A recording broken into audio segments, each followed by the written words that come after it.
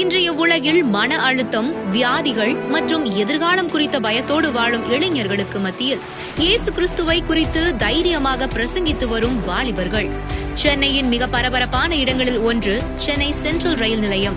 அதன் வெளிப்புற பகுதியில் ஜீசஸ் ரெனியூஸ் மினிஸ்ட்ரியை சேர்ந்த ஒரு சில வாலிபர்கள் ஒன்று சேர்ந்து அந்த வழியில் செல்லும் பொதுமக்களையும் வழிபோக்கர்களையும் நேரில் சந்தித்து இயேசு கிறிஸ்துவை குறித்து நற்செய்தி அடங்கிய துண்டு கையேடுகளை வழங்கி அவர்களுக்கு கிறிஸ்துவின் வருகை மிக சமீபம் என்று எச்சரித்து வருகிறார்கள். அந்த காணொளியை இப்பொழுது பார்க்கலாம். நல்ல கனிகொடா மரங்கள் எல்லாம் வெட்டுண்டே அக்கினியில் போடப்படும். ராஜா வருகிறார், ஆயத்தமாவோம்.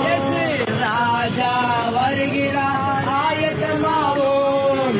இயேசு வருகிறார் என்று கொண்டு செல்வோம். அன்பு சகோதரியே, அன்பு சகோதரியே, மனம் திரும்புங்கள். இயேசு சீக்கிரமாய் வரப்போகிறார். இயேசு சீக்கிரமாய் அவரை சந்திக்க ஆயத்தப்படுங்க.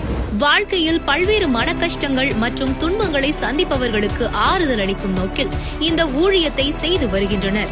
இதனைத் தொடர்ந்து ஜீசஸ் ரெனியூஸ் மினிஸ்ட்ரியில் உள்ள வாலிபர் தனது சொந்த வாழ்க்கையை சாட்சியாக பகிர்ந்து கொண்டார்.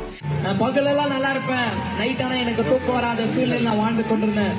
அநேக மருத்துவமனைகளை போனேன், அநேக மருத்துவரை தேடி போனேன். ஆனா மருத்துவர்கள் தராத ஒரு சுகத்தை இயேசு எனக்கு கொடுத்தான்.